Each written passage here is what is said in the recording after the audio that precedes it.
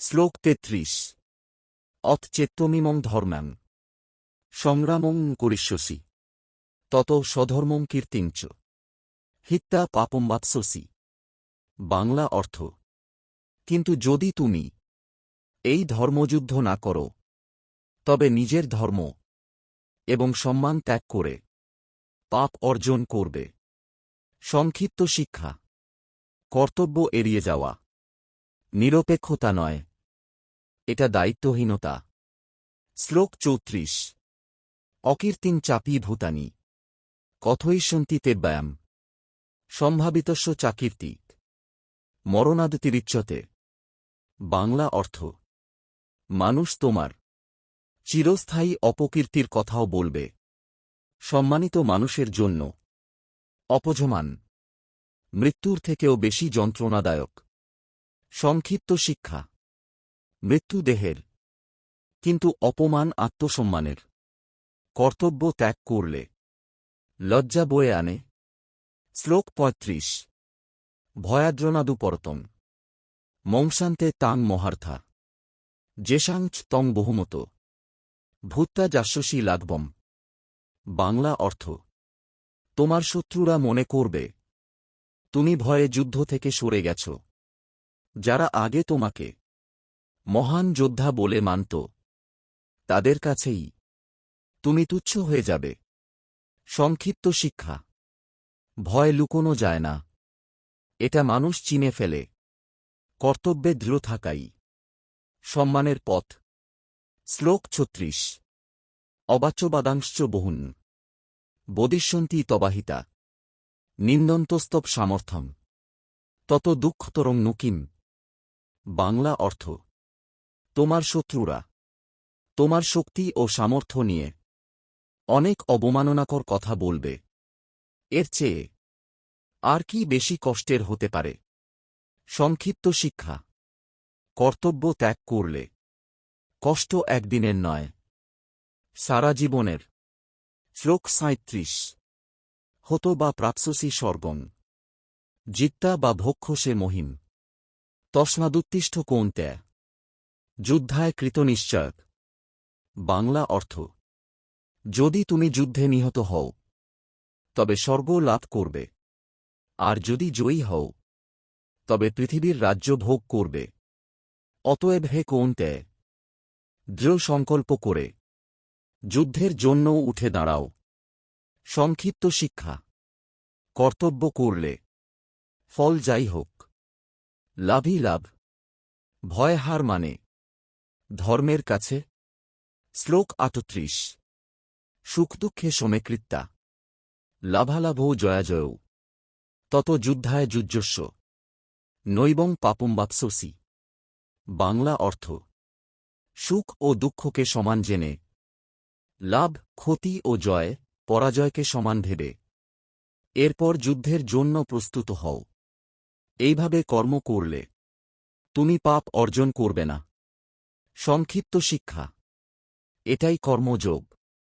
ফলের আসক্তি ছাড়ো, কর্তব্য করো, তাহলেই পাপ বাঁধে না। শ্লোক ৩৯। এষা তেভিহিতা সাংখ্যে বুদ্ধির যোগে তিমাং শৃণু বুদ্ধা যুক্ত জয়া পার্থ কর্মবন্ধং প্রহাস্যসি। বাংলা অর্থ: হে পার্থ, আমি তোমাকে জ্ঞানের পথ বললাম, এবার শোনো কর্মযোগের বুদ্ধি। এই বুদ্ধির সঙ্গে যুক্ত হলে তুমি কর্মের বন্ধন থেকে মুক্ত হবে। সংক্ষিপ্ত শিক্ষা: জ্ঞান শুধু জানা নয়, জ্ঞান দিয়ে কর্ম করাই মুক্তির পথ। কর্মই বন্ধন, আবার কর্মই মুক্তি। শ্লোক ৪০।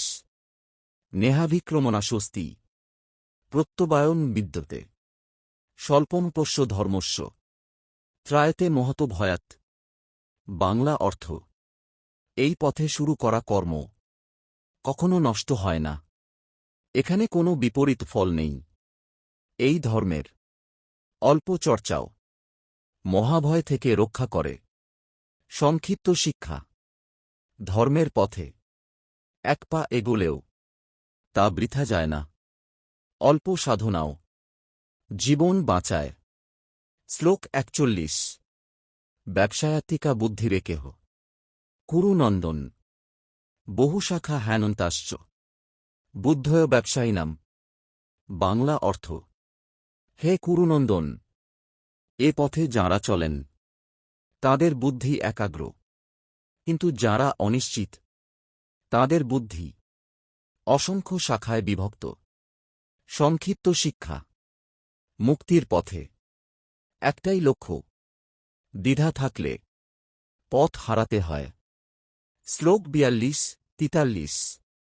ইয়ামিমাং পুষ্পিতাং বাচং প্রবদন্ত বিপুশ্চিত বেদবাদর্তা পার্থ নান্যদস্তিতিবাদিন কামাত্মান স্বর্গপরা জন্মকর্মফলপ্রদাম ক্রিয়াবিশেষবহুলান ভোগৈশ্বর্যবতীন প্রতি।